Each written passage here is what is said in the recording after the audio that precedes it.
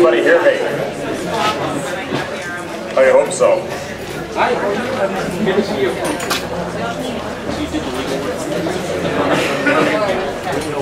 Welcome everybody to this great day. If people were here about, I might need some help from Manlio. When we were assembled in June about 2 years ago, we probably had the same humidity, but it was probably 20 degrees hotter. So a lot of us feel a lot cooler. Thank you, Manlio from NOAA, for helping on the technical side. But we're grateful to have you here once again, and we're no less enthused today than when we began this expedition with the town of North Andover in the winter of 2007. And George and Susan Dennett and others will remember that we're going to put a little plaque at Dunkin' Donuts up the corner when we actually started this thing a long time ago. So as hard as it is to say, 5 years is a short time, it's also a long time. Aaron, I have to say, where are you? The town's been great. You couldn't have a better town to work with. There are others that we're working with, but North Andover has really set a high standard from top to bottom. And also, I have to say, the agency funded us on our first round, Aaron, so I'm not sure that'll ever happen again, but I do want to make note of that unique opportunity that we had. We're grateful that it actually happened. I'm going to be going through a lot of names, and we're all very grateful that you're here, so I'm going to be reading a lot of names. So I want to start out with North Andover. Like I said, the journey started about 5 years ago, and I have to say, you guys were great. So George Kaler, are you here, George? Just smile and wave. Got the terrific housing partnership team that sort of was the entree, and then it went from there to John Simons from the Community Preservation Committee. I understand John's not going to be able to be with us today. Kurt Bellavance of the Community Development Department. Joyce Bradshaw. Whenever you walked into Town Hall, Joyce was very friendly and gave you the inside scoop on what was going on. But when you went down to 1600 Osgood, Kurt would do the same. Kurt was always welcome in the Community Development Department. Jerry Brown, we couldn't have done this without the great building department and your ability to work with us through this process. Thank you, Jerry. Previous manager was Mark Rees, no longer with us, but up in Portland. I think Ray Santilli should be coming or is here. I'm sorry, Ray, I didn't see you yet. Selectmen, you were great from the get-go. Tracy, Rosemary Smedili, Dick Valancourt, Don Stewart, the other selectmen here. I'm sorry for not recognizing you. Please let me do so later. David Teresi, Representative David Teresi, you didn't flinch when early resident meetings weren't entirely welcome. You know, they weren't intense, but they were questioned as anybody would expect them to be. But David said, look, we'll work with you on this, just show us what you've got, give us the facts, and we did. So thank you for that.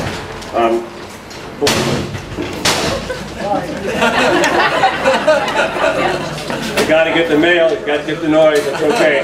Take your time, no problem. It's been much louder. I think the neighbors have heard. We'll see, the post office must have a decibel level by 85. You know, if you're in an airplane, it's about 105, so that's okay.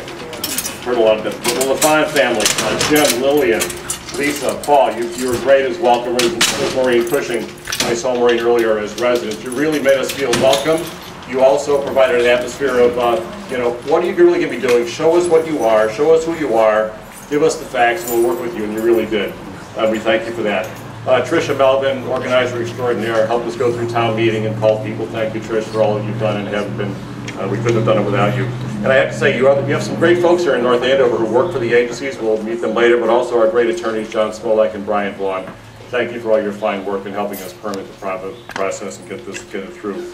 As you know, these things do take a few dollars to get done. I think this was about 10.1, give or take. But I want to say thank you to the Community Preservation Committee, if anybody's here representing that, but surely to the town, because you all voted for it. And we wouldn't be able to do this project without the $1.35 billion you put on the table to make this happen. So when Tina was here last time, Aaron, she said, you know, when you guys put that money on the table, we had to listen. And I think when we go to other towns and communities, we sort of say that. If you just put, you know, you buy property or put $100,000 in, it's not going to do the deal. You have to show, you got to be all in on these deals, and the town certainly has been from day one. I know that Senator Tarr couldn't be here today because I think they're voting on CPC sometime sooner today. So he's in the Senate doing voting on that. Hopefully the town will not, I'll just have to say for my own bias, won't pass the town article reducing, I think I've heard, 3% to 1% for CPC. So in any case, that's your own vote. We hope you stay with it because you'll have good projects like this and others that you happen to have around. With that, I'm going to introduce David Teresi and the North Andover delegation that I just mentioned. So would everybody from North Andover who would like to come up, please do come up. And Representative David Teresi is going to lead the remarks, please. Thank you, David.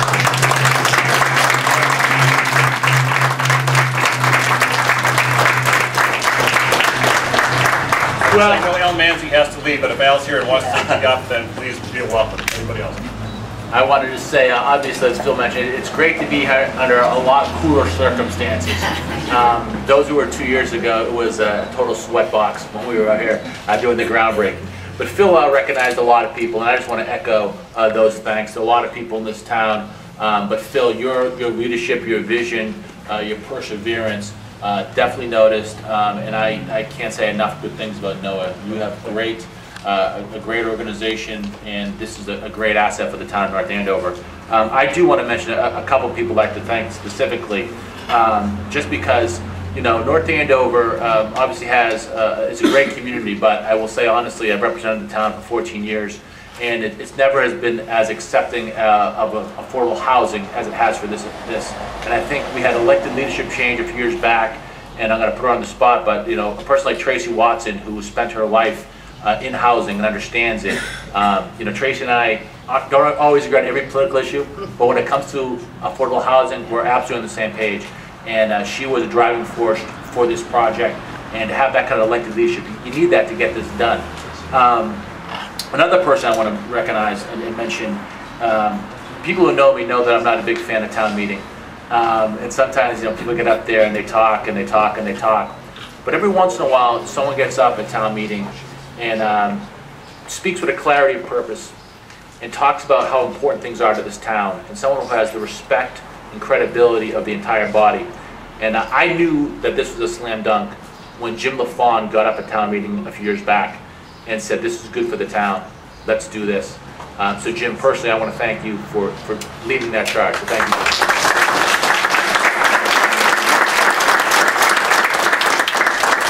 And lastly, you know, there's a lot of times, you know, government is criticized for doing things wrong. But I'm looking at this financing source, these sources of funding for this project, and you can see how the town stepped up, the state stepped up, the federal government has stepped up. So many different programs were instrumental to making this project work.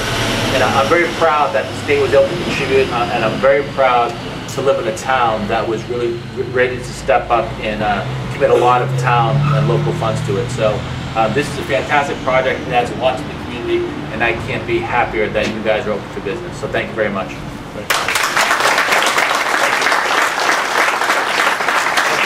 Don't go away, Tracy. Tracy, she can be quiet if she needs to, but I don't think she needs to. We should hear from her. Tracy, I would second the motion. It's been, you know, she was with George and others in the Housing Partnership Committee, and has also been a select woman, for a long time. And we really appreciate your standing behind us, and with other selectmen. Really, the town has been great. Not everybody who was even on those original boards has been able to be here, but I think Tracy stands out for her. You know, I can always call her in the confidential moments that these things require and say, what do I have to do now? Who do I have to talk to? And how do I handle this? And we all know it has to be done. And Tracy was great. Thank you, Tracy.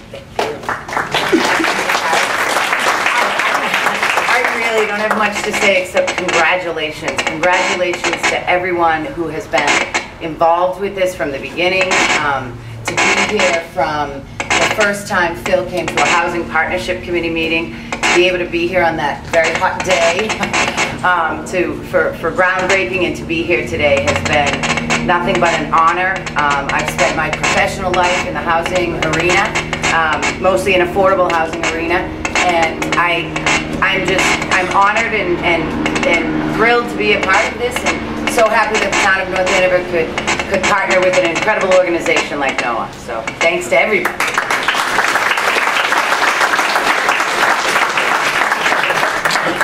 Leadership should speak when they get the chance. I don't know if this is right, but Mailio, if you're around, can you help me with this and we keep doing that?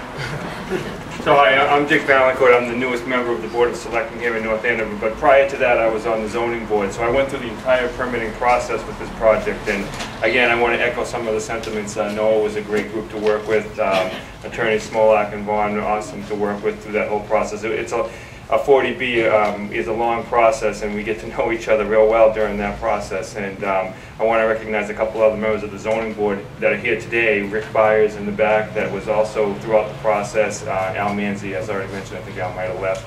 Ellen McIntyre, Joe LaGrasse, all members of the zoning board who, went through this entire process and all of the hearings and all the meetings, and it was a long process. And again, I want to echo Dave's comments about the LaFawn family. I think that was a turning point at the meeting.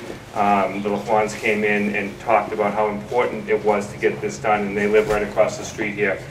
So I think it was an awesome thing that Jim came in and spoke to that. So again, congratulations, this is a great day, and I'm glad to be here and enjoying with everybody.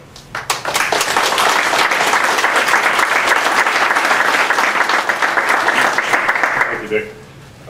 We do this not for ourselves. It feels good on days like this, but there are people actually who live here. I think we're about 80% occupied right now, until we can give the exact numbers later. But I think we have the Morrow family or other residents potentially speaking, if that's the opportunity. Would you like to come up? Or? Thank you. The Morrow family has been through some unusual times, and we were very glad to work with them to help make one of our first 4 units accessible and available at a unique time, and sometimes the circumstances just they collude, and you'll hear more from the Morrow family. Thank you.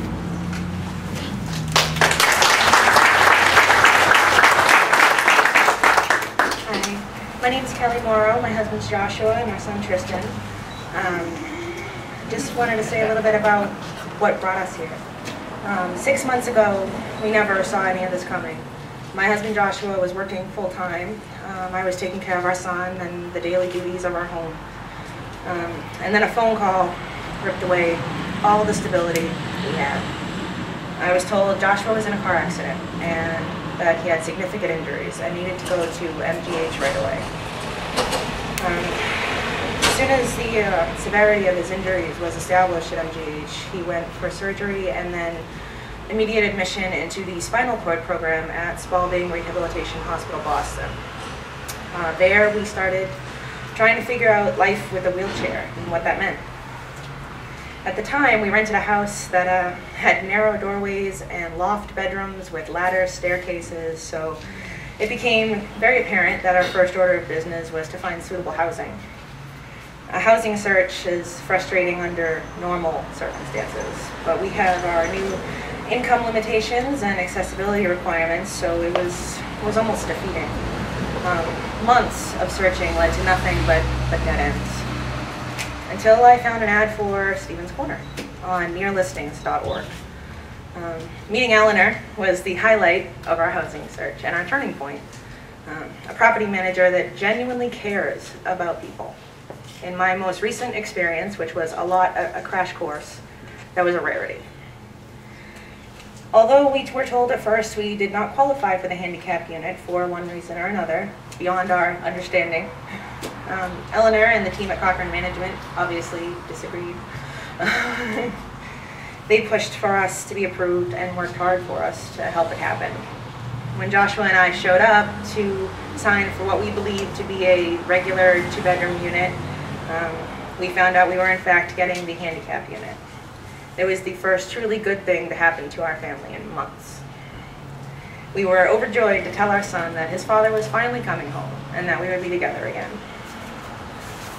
Roll-in showers, roll under stove, roll under sinks, wide doorways, lower light switches. All part of what allowed Joshua to have as much independence as possible. We know how fortunate we are to have had such a great group of people on our side. Noah, Cochran Management, community teamwork, helped our family start to heal. Stevens Corner is a wonderful community. We feel genuinely cared about and respected as a resident. Barely a day goes by that I don't see Mike hard at work, keeping our grounds beautiful and our building nice and clean. And Eleanor always taking a minute to say hello and asking how you are, even though she is constantly busy. We truly love living here, which is, to me, what makes a home. A home isn't just a place you live, it's a place you love to live. So thank you to everyone that gave my family our beautiful new apartment that we proudly call home now.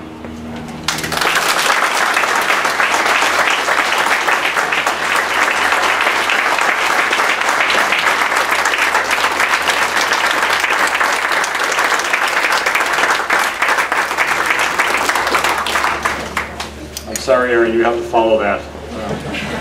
I'm those should be the closing remarks. But I think, you know, when we see the building, sometimes we all know and appreciate the quality of the work that everybody pours into this. The state dollars, the federal dollars, but that's where the money goes. And we should all feel proud of that and remind those who are, like David and Senator Brown, who's coming later, I guess, in his aid, that's why we do this. That's why we need the money. So those things, when they're on the table and they're threatened with cutbacks, I know there's a lot of issues out there, but that's where the money goes, and we all need to remind ourselves that's why it happens. And that's why we're doing this. Many have known Aaron for his decades of effective work leading CHAP, and now Aaron from the other side of this band, but you get to see where your money, what you actually advocated for, and is the money being used properly. So we hope that you, as you join us up here, can, if you've seen the chart, there's CPA money, there's LIHTC money, there's state credits. Mike Connors who bought the state credits, I don't know if you're here, Mike, but smile and wave if you are. MHP, Mass Housing, CDAC, the North Shore Home Consortium, Section 8, CBH, no historic money in this one, Aaron, but maybe it's some future time to do a rehab. After Aaron speaks, I'd like MHIC and MHP and Mass Housing and CDAC and HUD, and then Senator Brown's aide, Denny Drury, will be here, and then some other thank yous. But Aaron, would you? Sure. Well, thank you, Phil. On behalf of the Governor and Lieutenant Governor, just congratulations on a great project. We're proud to be part of it, proud to invest in it. And just, you know, one of the programs, and Kelly, you know, it was heartening to hear from Kelly and her story, but one of the programs that enabled that is called the Community-Based Housing Program that CDAC administers, that Roger will be speaking about.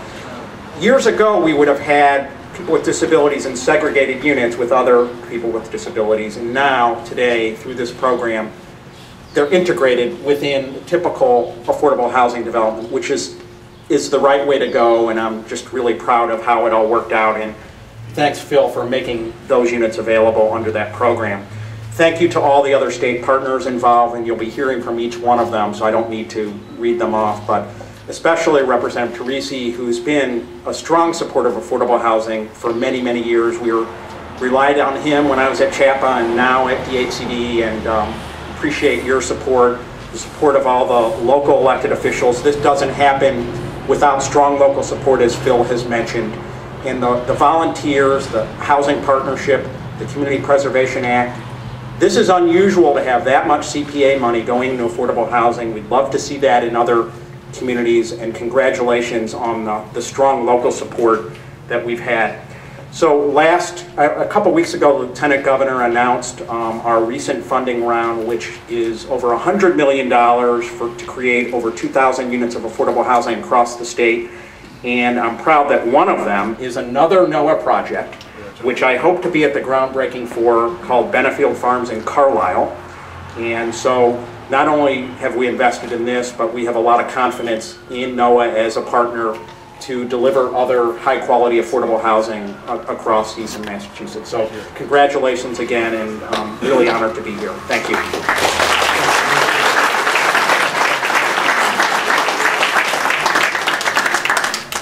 There are other colleagues from the funding world who were with us in the beginning, and let me start out with Paul Chan and Kathy McGilvery representing Joe Flatley, who can't make it today, so we'll keep Joe and his family in our prayers today. But Kathy, do you want to step up? And Paul said he wore a tie today. You come up, show it off, Paul.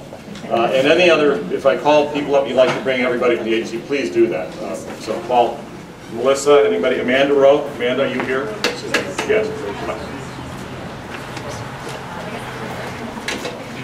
Well, I'm obviously not Joe Flatley. He couldn't be here today, as Phil said, but we're thrilled to be here today. I know he would be thrilled to see the finished product. For those of you who don't know, this is what Joe always says, MHIC's a nonprofit organization with a mission to finance affordable housing and community development projects that may not have access to other financing, and to extend the benefit of that financing to the broadest possible benefit. Our equity investment in this project is just under $4.4 million. This was one of only 5 projects that were funded in the first investment fund we were able to put together after the 2008 financial meltdown, or contraction in the equity markets. I should note that the 3 investors in this fund are 3 of our most loyal investors. They are State Street Bank, TD Bank, which was also the construction lender for this project, and Bank of America. I want to just give an impromptu thank you to the Morrow family. Sometimes when we get knee-deep in